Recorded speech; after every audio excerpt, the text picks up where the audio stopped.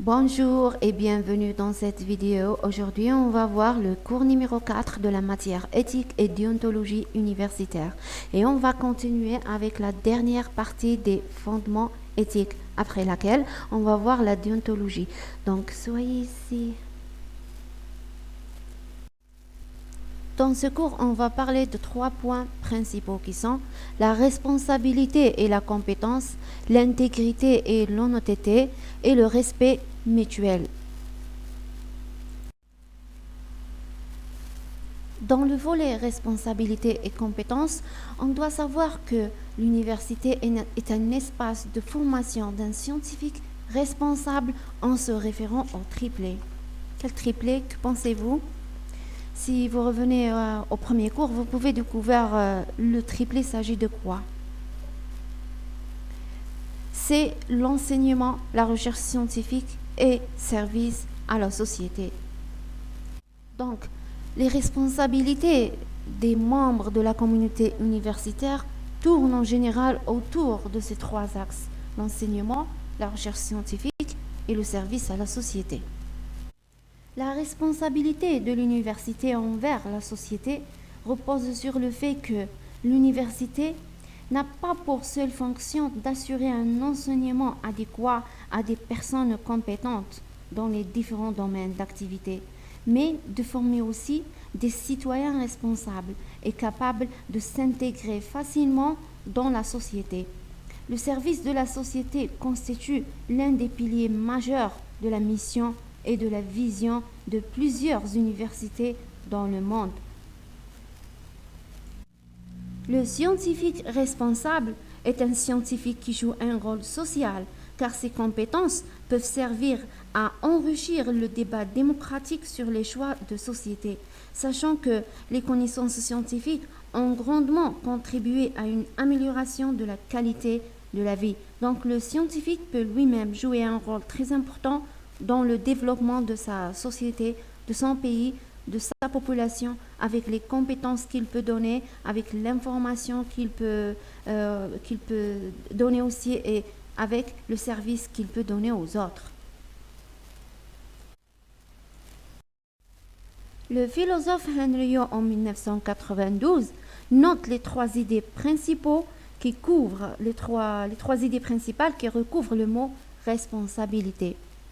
Premièrement, l'idée d'un État. Par exemple, les parents sont responsables des dommages causés par leurs enfants. Ça, c'est un État. L'idée d'une capacité. Par exemple, la responsabilité est fonction du degré de discernement dont fait preuve l'individu. La 3e idée, c'est l'idée de l'obligation. Être responsable, c'est avoir à répondre. Ces 3 idées devraient se retrouver dans la formation universitaire à la responsabilité. Un chercheur, un ingénieur par exemple, un enseignant-chercheur par exemple, est responsable des recherches qu'il entreprend. Il doit être capable d'un discernement qui se révèle particulièrement difficile dans ce monde d'aujourd'hui qu'on qualifie caractérisé par une grande instabilité. Il a enfin à répondre de ses actes. Le chercheur ou bien l'individu à l'intérieur de la communauté universitaire doit répondre de ses actes, soit parce que la société l'exige, soit parce qu'il veut lui-même en répondre. Donc, on peut dire aussi qu'il est utile à chacun d'être capable d'analyser les situations dans lesquelles il est engagé, de s'exprimer en public, d'être à l'écoute, d'agir au sein d'un groupe, etc. Cependant, lorsqu'on pense à la responsabilité du scientifique, nous devons tenir en compte des caractères qui marquent la recherche scientifique et qu'on va voir dans le diapo suivant.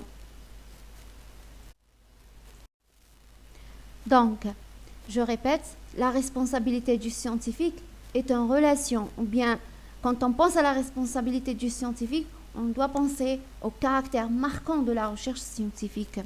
Pourquoi? On doit penser à ces caractères marquants pour ne pas culpabiliser le scientifique au futur ou bien le rendre responsable des choses qui peuvent être mauvaises. On donne un exemple de ces caractères marquants de la recherche scientifique. Premièrement, On ne peut pas prévoir toutes les utilisations qui seront faites à partir des résultats d'une recherche. Toutes les utilisations futures qui pourront être faites à partir des résultats d'une recherche, un scientifique ne peut pas les prévoir dans le jour où il a fait cette découverte, où il a obtenu ces résultats. Par exemple, lorsque Henry découvre le phénomène de radioactivité, il ne peut prévoir ni l'invention de la radiothérapie, ni celle de la bombe atomique. Vous voyez, ainsi, on ne peut pas culpabiliser un scientifique d'un phénomène qui pourra arriver au futur lointain parce qu'il lui-même ne pouvait pas le prévoir le jour où il a fait sa recherche scientifique. Et c'est là où intervient la responsabilité du scientifique vis-à-vis de ses travaux, vis-à-vis de ses caractères marquants. C'est-à-dire que le jour où il a fait son expérience, ce scientifique, il était responsable. Et ainsi, on ne peut pas le culpabiliser pour des choses qu'il ne pouvait pas prévoir. Deuxième, on ne peut pas prévoir toutes les conséquences d'une nouvelle technique ou d'une nouvelle application, ni sur l'environnement, ni sur la santé publique, ni même sur les équilibres sociaux. L'action de l'homme peut avoir des conséquences qu'il n'est pas possible de rattacher à l'intention de départ. Ainsi, même si le scientifique est le plus prudent et le plus informé, il peut se trouver un jour dans ce type de situation, et ces situations peuvent arriver même après sa mort.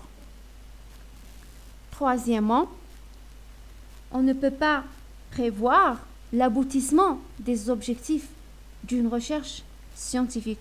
Le monde vit une instabilité sociale, politique et économique telle que dans bien des situations, il n'est pas possible de prévoir si une recherche aboutira aux objectifs qui avaient été fixés.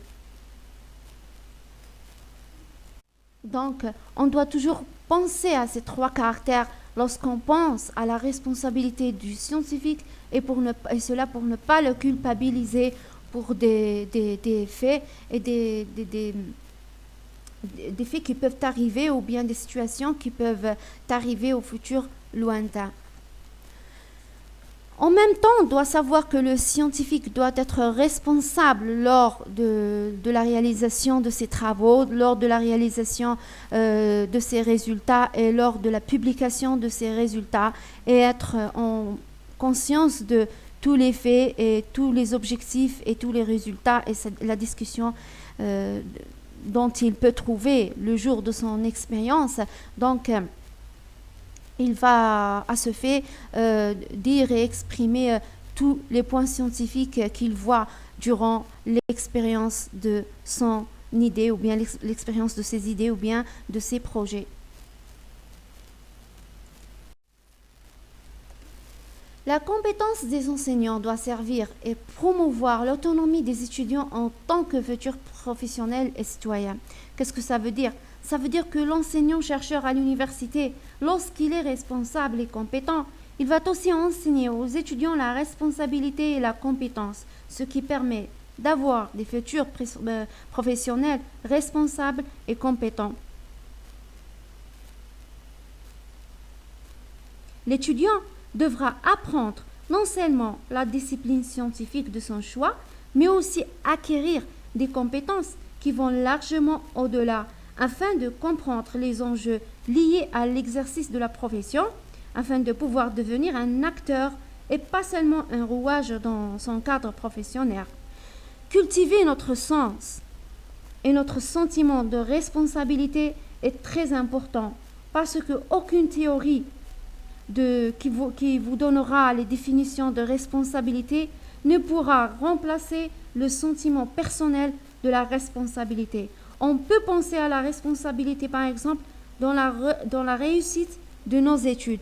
On peut penser à la responsabilité dans le succès de la recherche scientifique, dans la bonne marche que peut faire notre établissement, notre université, ou même dans les conséquences de la recherche scientifique qu'on peut faire. Et ainsi, cet esprit de responsabilité et de dignité devra accompagner les enseignants et les chercheurs dans l'exercice de leurs fonctions, mais aussi après leur retraite. C'est très important. L'avant-dernier point dans les fondements éthiques, c'est l'intégrité et l'honnêteté. L'intégrité, c'est un engagement à respecter, quelles que soient les circonstances, les valeurs fondamentales. C'est comme ça que le Centre international de l'intégrité universitaire a défini l'intégrité. Je répète, il a défini l'intégrité comme étant un engagement à respecter, quelles que soient les circonstances, les valeurs fondamentales. Ces valeurs sont l'honnêteté, la confiance, le respect, la justice et la responsabilité. Donc, l'engagement à respecter toutes ces valeurs entre dans la définition de l'intégrité. The Tertiary Education Quality and Standards ont ajouté une autre valeur qui est l'équité. Donc, ils ont considéré aussi que l'intégrité, c'est l'attente que les enseignants, les étudiants, les chercheurs et tous les membres de la communauté universitaire agissent avec ces valeurs fondamentales. Le Centre international de l'intégrité ajoute que l'intégrité est aussi d'avoir le courage de mettre ces valeurs fondamentales en œuvre. Donc vous voyez que l'intégrité et l'honnêteté sont tous les deux ensemble très essentiels dans les fondements éthiques de l'université, mais on voit aussi que la confiance, le respect, la justice, la responsabilité, l'équité, tout forme ensemble un fondement éthique très important au sein de l'université. L'intégrité se manifeste aussi à l'occasion de l'utilisation avisée que la communauté universitaire fait des ressources humaines, matérielles et financières mises à sa disposition. L'intégrité et l'honnêteté exigent que les membres de la communauté universitaire s'interdisent toute forme de, premièrement, la corruption. On ne doit pas faire la corruption au sein de l'université. Palmier définit la corruption comme étant l'usage d'une fonction publique au profit d'intérêts privés. La corruption, c'est d'utiliser son poste de travail pour effectuer des intérêts privés. Donc, ces intérêts, ça veut dire que ces intérêts ne sont pas vraiment en relation avec la recherche ou bien la science, mais ce sont des intérêts privés. La corruption est à tout point de vue une question à l'échelle mondiale. En particulier, elle est l'un des grands problèmes qui affectent les perspectives des pays en développement et en transition. L'enseignement supérieur souffre du climat général de corruption dans plusieurs pays et il doit être protégé de ce climat par qui? Par sa communauté universitaire. Donc c'est la communauté universitaire de l'université et de l'enseignement supérieur qui doit protéger l'université de la corruption, de toutes sortes d'actes frauduleux, parce que les actes frauduleux font partie de la corruption. Donc, le deuxième acte que l'intégrité et l'honnêteté s'interdisent, exige que les membres de la communauté universitaire s'interdisent de faire, c'est le conflit d'intérêts. Que pensez-vous? C'est quoi le conflit d'intérêts? Un conflit d'intérêts est par référence défini comment dirais-je? Un conflit d'intérêts peut survenir quand des activités ou des situations placent un individu ou une organisation en présence d'intérêts. Cet intérêt peut être personnel, institutionnel ou autre. Et cet intérêt entre en conflit avec les intérêts inhérents aux devoirs et responsabilités liés à son statut ou à sa fonction. Ces conflits risquent d'altérer l'intégrité des décisions prises et ainsi de causer des torts et de compromettre la confiance du public à l'endroit de l'organisation et de ses membres. Donc, le conflit d'intérêts est aussi interdit au sein de l'université.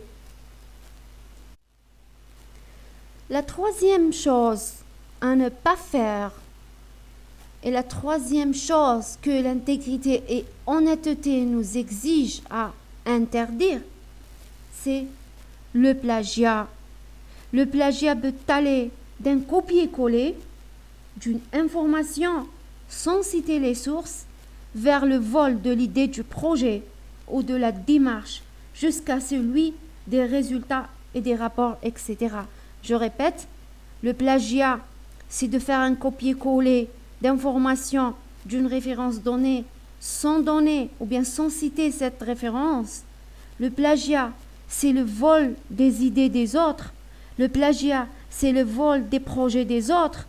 Le plagiat, c'est le vol des démarches des autres, sans même pas les remercier. Le plagiat, c'est le vol des résultats des autres, des rapports des autres. Le plagiat, c'est un non-respect des droits des auteurs, des droits des chercheurs, des droits des propriétaires des idées. Ça, c'est un acte très très mauvais à ne pas faire au sein de l'université. Il y a même l'autoplagiat. L'autoplagiat, c'est publier 2 ou plusieurs fois le même travail, même sous forme de traduction. Ça veut dire que je peux faire autoplagiat, je peux republier mon travail, même sous forme d'une traduction d'une langue vers l'autre. Ça, c'est un autoplagiat. L'autoplagiat peut être, par exemple, aussi de reformuler la présentation des mêmes résultats que j'ai faits et que j'ai déjà publiés sans citer mes références de la première publication. Ça, c'est un autoplagiat. L'autoplagiat, c'est s'inspirer de travaux antérieurs et en copier une partie significative sans citer les références de la première publication. L'autoplagiat, c'est un cas de reprise de travaux personnels antérieurement édités sans un pseudonyme ou anonymement. Donc c'est mauvais. C'est mauvais de reprendre ou bien de republier une autre fois les mêmes travaux que nous avons faits d'une manière pseudonyme ou anonymement. Donc le plagiat, c'est interdit et l'intégrité et l'honnêteté exigent qu'on s'interdise au sein de l'université de faire ces actes.